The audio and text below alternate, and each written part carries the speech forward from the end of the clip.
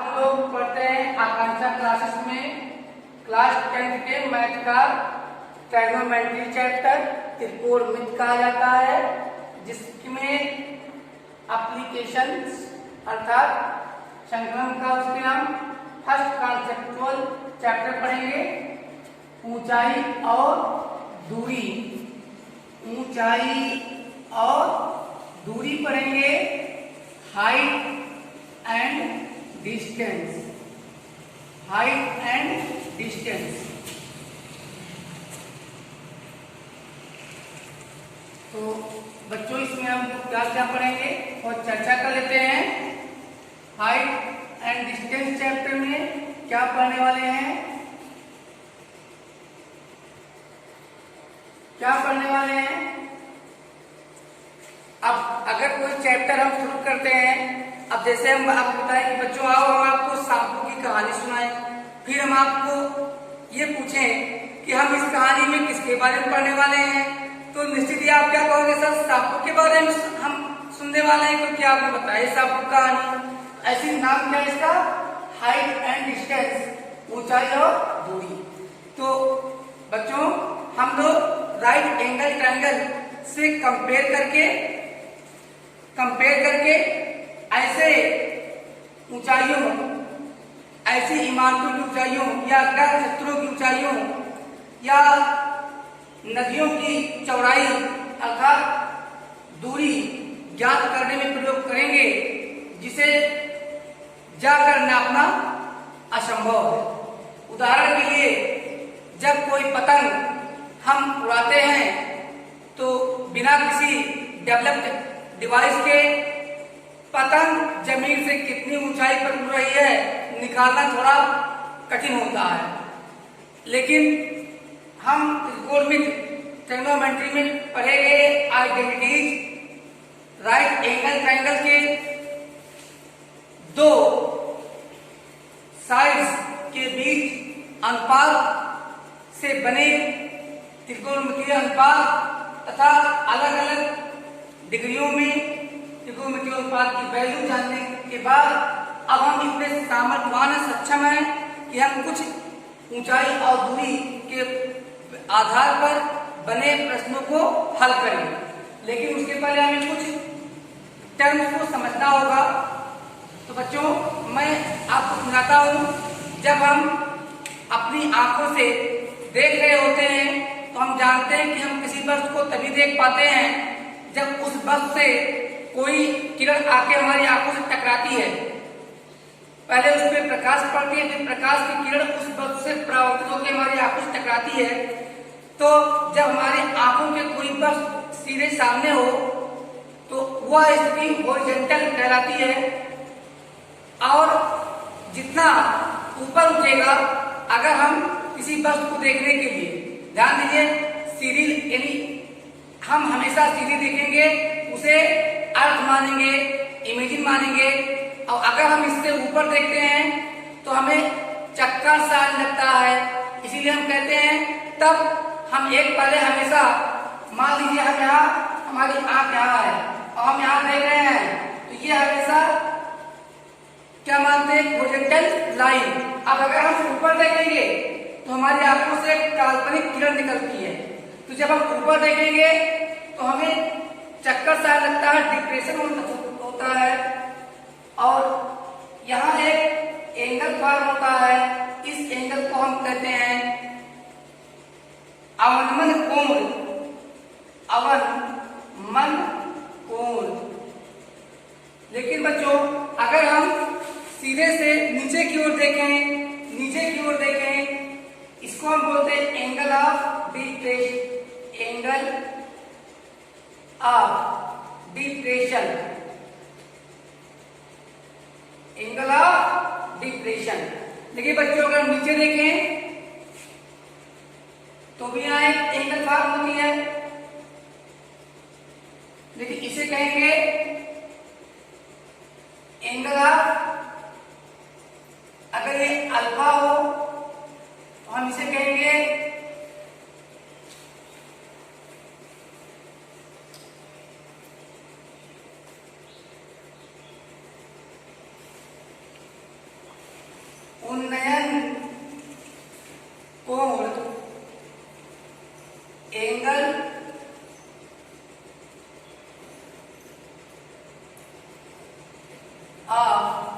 इलावेशन,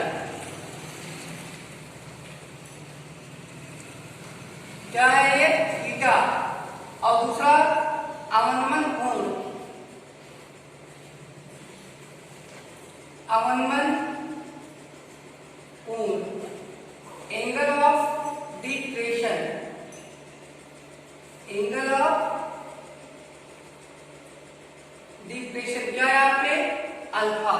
आप कुछ एग्जांपल देते हैं। अगर पतंग उड़ रहा है, अगर पतंग उड़ रहा है, मानते हैं यहां से पतंग उड़ रहा है, अब एक काल्पनिक ये पतंग की स्थिति यहाँ है और मान लेते हैं हमारी क्षैतिज स्थिति ये है, ये हमारी पृथ्वी है, जमीन है, मैदान है, ग्राउंड, ये हमारी मैदान है और किसी पॉइंट ये पर बैठकर कोई लड़का पतंग उड़ा रहा है, चरखी पॉइंट ए पर है और पतंग पॉइंट बी पर है। अब अगर हम एक काल्पनिक लाइन हाइट के लिए ड्रा करेंगे तो ये 90 डिग्री का एंगल बनाएगा और अगर इस पॉइंट को हम सी मान लें तो ये एक हमें क्या मिल जाता है? समकोण त्रिभुज मिल जाता है, एक राइट एंगल ट्रायंगल मिल जाता है जिसकी ऊंचाई h अननोन है। अब हम विचार करते हैं कि कौन सा कोण बना, तो यहाँ पे हम कल्पना करते हैं ऊपर देखने के लिए हमें आंख ऊपर उठानी पड़ेगी। जब आंख ऊपर उठेगी तो उन्नत कोण बनेगा।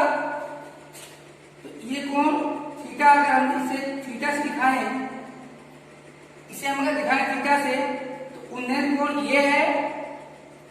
और अगर इसकी हमें लंबाई मिल जाए, ये चरखी है और जहां पॉइंट आ रहा है तो इसकी लंबाई मिल सकती है। जमीन पर नापना आसान है, हमें इसकी लंबाई मिल सकती है।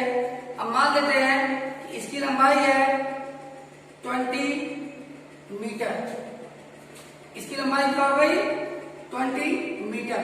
अब हमें निकालना पड़ेगा h, तो हम देखते हैं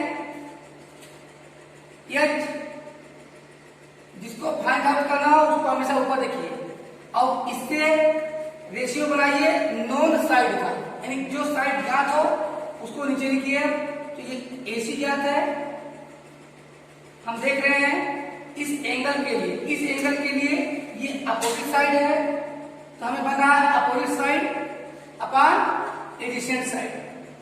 ये हमारा बन गया tan theta, tan theta, tan theta. अब अगर यहाँ थीटा की वैल्यू 45 डिग्री हो, अगर थीटा की वैल्यू 45 डिग्री हो तो h अपॉन और AC की वैल्यू 20 मीटर हो तो tan 45, tan 45। आप जानते हैं tan 45 की वैल्यू क्या होती है? tan 45 की वैल्यू क्या होती है? 1 होती है। तो यहाँ पे हम क्या रख देंगे? 1। अब आप निकाल सकते हैं क्या वैल्यू होगी इसकी? एक इक्वल 20 बन जा 20 मीटर। आप देखा कि बड़ी आसानी से हमने पतंग कितनी ऊंचाई पर उड़ रही है निकाल दिया, है ना? इंटरेस्टिंग। अब एक और प्रश्न हम लोग बनाते हैं किस पे? अवनमन कोण पे, एंगल ऑफ डिक्रेशन। चल दोनों चढ़े छत पे, मान लेते हैं एक और क्वेश्चन समझाते हैं आपको ऊंचाई और दूरी पर। अब जितने भी हमारे इसमें प्रश्न होंगे समझ सकते हैं आप क्या निकालना होगा, या तो ऊंचाई निकालनी होगी या दूरी निकालनी होगी, या कभी कभी हो सकता है आप पूछ लें कि कितना मीटर धागे की जरूरत पड़ेगी कि 60 डिग्री उड़ाया जाए और ऊंचाई इतनी हो जाए। तो या तो कर्व निकालनी होगी या फिर ऊंचाई और दूरी निकालनी होगी। आइए सोचते हैं। ये एक मस्जिद है, ये एक मस्जिद है, ये इसके मीनार है AB,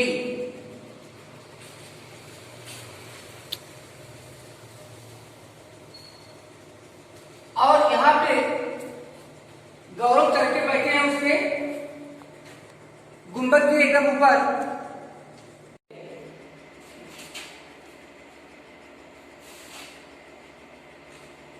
तो अब हम देख रहे हैं कि अवनमन कोण अर्थात एंगल ऑफ डिप्रेशन पर बेस्ड क्वेश्चंस किस प्रकार के होंगे।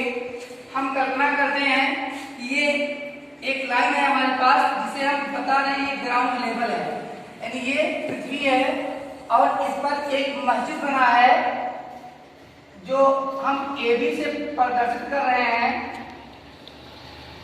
अब हम देखते हैं कि अगर मस्जिद के टॉप पर कोई लड़का बैठा हो और यहाँ से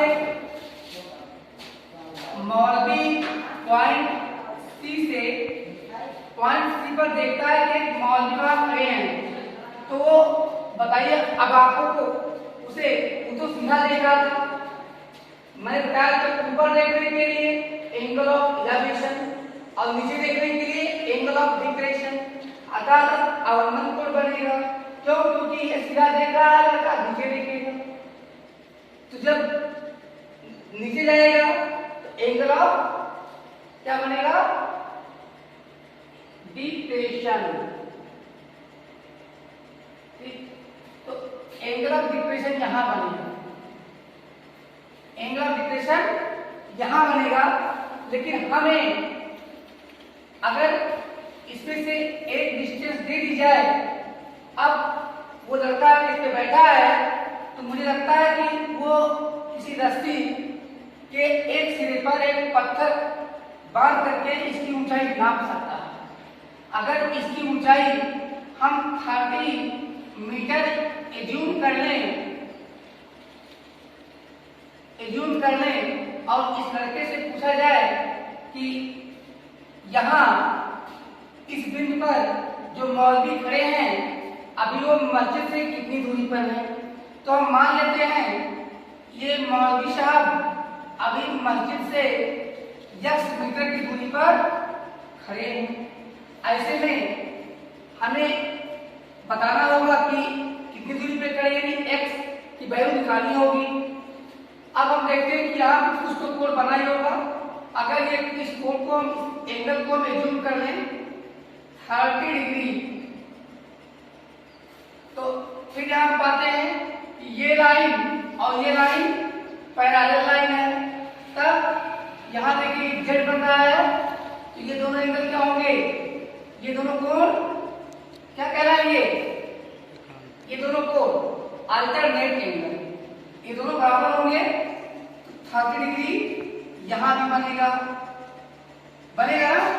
अब हम दिखा देंगे निकालने के लिए इसकी वैल्यू। तो हमें जो निकालना है, मैंने बताया था कि अननोन क्वांटिटी को ऊपर लिखते हैं और एक नोन क्वांटिटी से उसका रेशियो कर देते हैं। तो अननोन क्वांटिटी क्या है हमारे लिए? BC, that is the X metre. तो इन ट्रायंगल ABC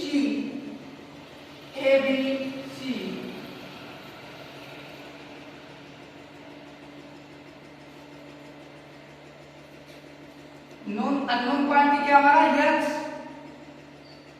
बाई, अब नोन क्वांटिटी क्या है? AB equal. अब हमें देखना है कि इस एंगल के लिए जो हमने रेशियो लिखा है वो किस ट्रायगोनोमेट्रिक रेशियो को उत्पन्न करती है, क्या नाम आता है? तो X ये तो एडजेसेंट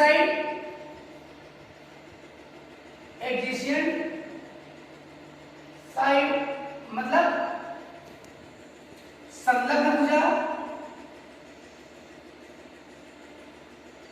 थीटा की संलग्न भुजा बटा सम्मुख अपोजिट साइड ऑफ थीटा, और इसे ऑफ थीटा इसे कहेंगे सम्मुख भुजा। तो ये किसका होता है?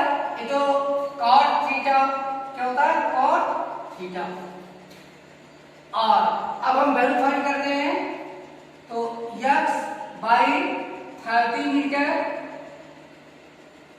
इक्वल्स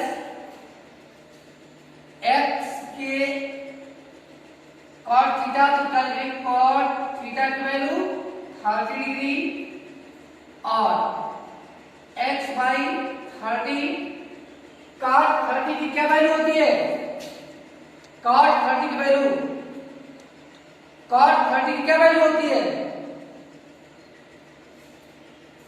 1/√3, 1/√3 और x equal 30/√3 metre equal 30 into √3 metre upon 3 equal 10√3 metre. तो अभी मौलवी साहब 10√3 मीटर की दूरी पर खड़े हैं। तो बच्चों सारे क्वेश्चन इसी बेस पे होंगे, कुछ हटकर लगेंगे जरूर, लेकिन रिलेशन हमसे यही रहेगा। उदाहरण लेते हैं, मिटा दें।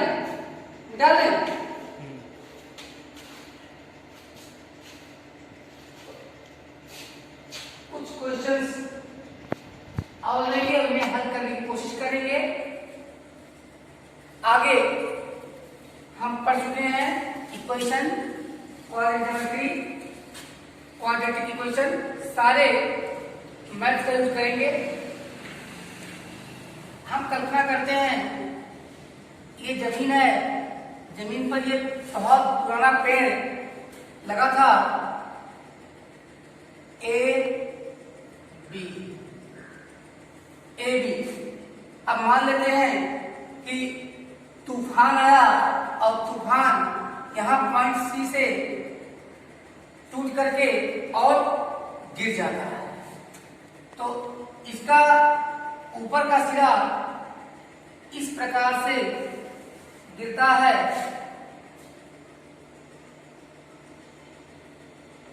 कि ऊपर का सिरा बी आकर के यहां गिर जाता है। तो इसे हम बी डैश कहें।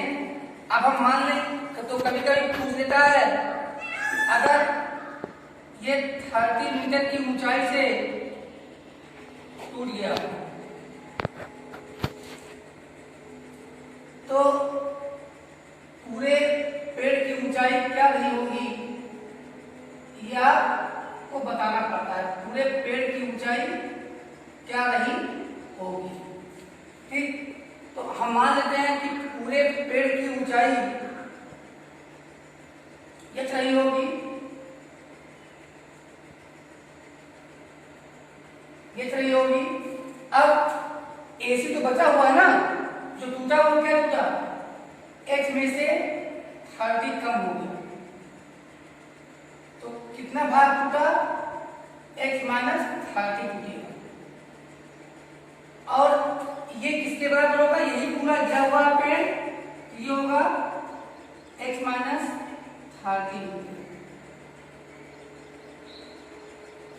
अब अगर ये पृथ्वी के साथ 30 डिग्री का एंगल बना रही हो तो पूरे पेड़ की ऊंचाई क्या कीजिए, या टूटे भाग की, जो भी आपको ज्ञात करना चाहिए।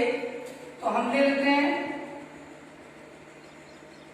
त्रिभुज ABC में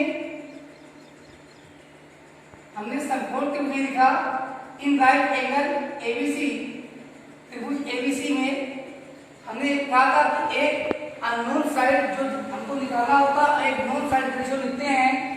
तो हमें निकालना होता है में AB डैश एक पेड़ था जो आधी में 30 मीटर की ऊंचाई से पृथ्वी पर गिर जाता है, जो A से कुछ मीटर की दूरी पॉइंट B पर इस प्रकार गिरता है कि 30 डिग्री का, अगर यहां से देखा जाए, अगर इस बिंदु से बिंदु C को देखा जाए तो बिंदु C का उन्नयन कोण 30 अंश का बनता है। अर्थात बिंदु C का बिंदु B से एंगल ऑफ इलेवेशन 30 डिग्री बन रहा है, ठीक है। अब पूछा जाएगा आपसे कि पूरे पेड़ की ऊंचाई क्या थी, या पेड़ का कितना ऊंचा पेड़ टूट गया, या टूटे भाग की लंबाई क्या थी। तो हम मान लेते हैं कि माना पूरे पेड़ की ऊंचाई h थी। अब चूंकि 30 मीटर छोड़ के टूटता है तो टूटे भाग की ऊंचाई b डैश थी, h -30 हो जाएगा। और जब यही पार यहाँ गिरता है बिंदु बी पर, तो इसकी लंबाई -30 मीटर होगी। ऐसे में हम सॉल्व करते हैं। BC अपान AC इक्वल, हम देखते हैं इस एंगल के लिए BC क्या है, हाइपोटेनस फिक्स है अर्थात कर्ण, अपान AC को देख लेते हैं क्या है, यह है हमारा अपोजिट साइड अर्थात, अब अपोजिट साइड क्या बोलते हैं, परपेंडिकुलर या हाइट, इक्वल क्या होता है, ये होता है कोसेक थीटा आर। BC की वैल्यू कहते हैं, BC की वैल्यू क्या है, H-30, very good, by AC की वैल्यू क्या है, 30 metre, equal cosec 30 degree, cosec 30 degree. अब H-30 बाई 30 इक्वल कोसेक 30 की वैल्यू क्या होती है, 2, और H-30 इक्वल 2 इंटू 30 और H equal 60 plus 30 equal 90 metre. तो बच्चों H की वैल्यू क्या आ गई, 90 मीटर, अर्थात पूरे पेड़ की ऊंचाई 90 मीटर थी और दूसरे भाग की लंबाई H-30 90 - 30 60 मीटर थी। इस प्रकार से समझाया गया कि त्रिकोणमिति में हमें एक चीज देखना है कि हम जिस बिंदु से देखें, अगर हम नजर ऊपर उठाएं तो अवनमन कोण बनेगा, एंगल ऑफ डिप्रेशन बनेगा। अगर हम ऊपर की ओर नजर उठाएं तो उन्नयन कोण बनेगा, एंगल ऑफ इलावेशन बनेगा। अब अगर हम नीचे देखें तो एंगल ऑफ डिप्रेशन बनेगा, अवनमन कोण। तो अब प्रैक्टिस कीजिएगा, कल भी मिलेंगे। धन्यवाद।